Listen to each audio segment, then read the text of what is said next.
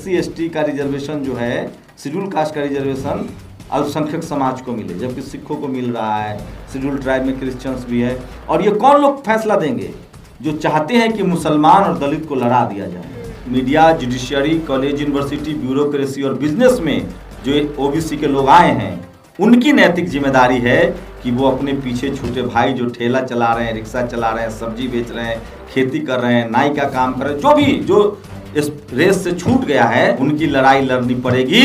नहीं तो जाति कभी जाति नहीं है। कल अगर हम इस लड़ाई में संख्या के बल पर कमजोर हो गए तो हमें भी वो कॉलर पकड़कर कॉलेज यूनिवर्सिटी से बाहर फेंक देंगे। इस देश की जो मनुवादी मीडिया है, वो दिन को कहे दिन तो आप रात समझिए, और रात को कहे रात तो आप दिन समझिए। वो कभी आपका शुभचिंतक नहीं है।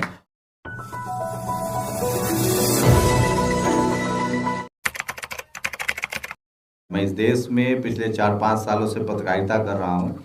पत्रकार तो मैं 15 साल से था टीवी अखबार में, लेकिन सोशल जस्टिस को लेकर मैंने 5 साल से काम करना शुरू किया है। तो मुझे ऐसा मेरा भ्रम था कि इस देश में शेड्यूल कास्ट के लोग सबसे ज़्यादा सोशल लड़ाई लड़ रहे हैं, लेकिन अब लगता है कि नहीं, ओबीसी के लोग भी लड़ाई लड़ रहे हैं।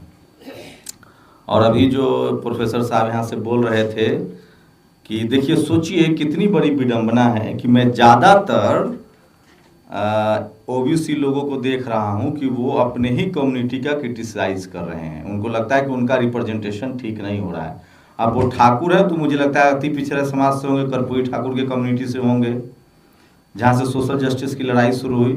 तो मैं 2 मिनट में अपनी बात कहूँगा कि किस तरह का कॉन्फ्लिक्ट उत्पन्न हो रहा है इस देश में। सवर्ण समाज के पत्रकार, अभी मैं यमुना में बाढ़ है, अभी मैं वहाँ से आया हूँ, तो कल से रिपोर्टिंग देख रहा हूँ कि दिल्ली में बाढ़ है, बाढ़ है, बाढ़ है। कोई नहीं बता रहा है कि बाढ़ का पीड़ित कौन है।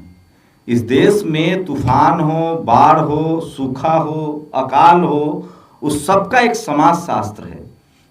और वो सब जब उस समाजशास्त्र को देखेंगे तो वो या तो जो भारत का संवैधानिक जो कैटेगराइजेशन है वो SC/ST OBC या जनरल गरीब माइनॉरिटी का आदमी है। बाढ़ हो, जमीनें उनके पास नहीं है, नौकरियों में वो नहीं है।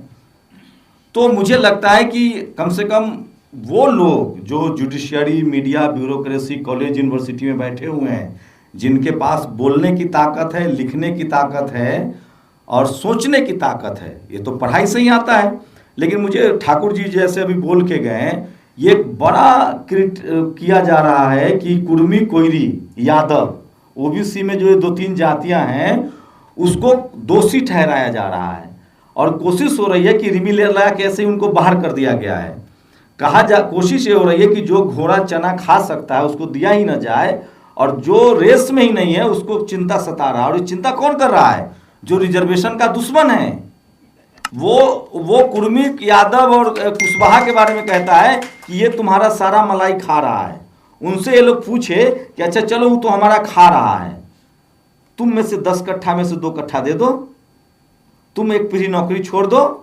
ये बड़ी कॉन्स्पिरेसी हो रही है उन लोगों के जरिए। जैसे अभी एक मामला चल रहा है, सुप्रीम कोर्ट चला गया है कि SC/ST का रिजर्वेशन जो है, शेड्यूल कास्ट का रिजर्वेशन अल्पसंख्यक समाज को मिले, जबकि सिखों को मिल रहा है, शेड्यूल ट्राइब में क्रिश्चियंस भी है। और ये कौन लोग फैसला देंगे? जो चाहते हैं कि मुसलमान और दलित को लड़ा दिया जाए, जबकि ओबीसी मुसलमान ऑलरेडी 90% है, लेकिन मुस्लिम समाज कहाँ ओबीसी की रिजर्वेशन की लड़ाई में शामिल हो रहा है। तो ये सब मैं कहना ये चाह रहा था कि ये जो बेईमानी हो रही है और ये जो सिखाया जा रहा है, ये वो लोग सिखा रहे हैं जो कल तक आपको कह रहे थे कि समुंदर लांघना पाप है, आप विदेश नहीं गए। जो गांव में आपके कह रहे थे आके कि बच्चों को मत पढ़ाओ नहीं तो पागल हो जाएगा, वही लोग मेरे गांव में हम लोग के घर में आके कहते थे कि उत्तम खेती और नौकरी जो है वो 2म दर्जा का है, और वही सारे नौकरियां कर रहे हैं। मतलब अद्भुत है। और अब जब हम लोग नौकरी की तरफ गए हैं तो वही ठाकुर जी जैसे लोगों के दिमाग में भर रहा है कि ओबीसी की कुछ जातियां तुम्हारा सारा हक खा रहा है। अरे जाति जनगणना हो जाने दो, सर्वे तो आ जाए कि यादव कितना है, कुर्मी कितना है, कोयरी कितना है, पता चल जाएगा दूध का दूध। मैं फिर कह रहा हूं, एक पत्रकार के नाते मैं सचेत कर रहा हूं इस देश की जो मनुवादी मीडिया है, अब मीडिया कहने का मतलब जो इस देश का जो मनुवादी, चाहे वो मीडिया में बैठा हो, जुडिशियरी में हो, कॉलेज यूनिवर्सिटी में हो, ब्यूरोक्रेसी में हो, बिजनेस में हो, फिल्म में हो, स्पोर्ट्स में हो, वो दिन को कहे दिन तो आप रात समझिए, और रात को कहे रात तो आप दिन समझिए, वो कभी आपका शुभचिंतक नहीं है। और मुझे सचमुच खुशी है कि मुझे लगता है कि ये पूरी लड़ाई मानसिक रूप से कमजोरी का प्रतीक है। जैसे यादव जी ने कहा, हम सबको एक दूसरे का हाथ थामना पड़ेगा, और हमारा संविधान इतना शानदार है कि धीरे धीरे नेपाल के लोग भी अब इसको भारत कहेंगे, कोई अभी हिंदुस्तान कह रहे थे, मुझे बड़ा दुख हुआ। तो संवैधानिक तरीके से हम लोग को एक दूसरे का हाथ थामना है। और मैं फिर कह रहा हूं, ये लड़ाई इस देश में जो media, judiciary, college university, bureaucracy और बिजनेस में जो ओबीसी के लोग आए हैं, उनकी नैतिक जिम्मेदारी है कि वो अपने पीछे छूटे भाई जो ठेला चला रहे हैं, रिक्शा चला रहे हैं, सब्जी बेच रहे हैं, खेती कर रहे हैं, नाई का काम कर रहे हैं, जो भी जो इस रेस से छूट गया है, हमें अपने दम पर अपनी तकलीफें उठाकर उनकी लड़ाई लड़नी पड़ेगी।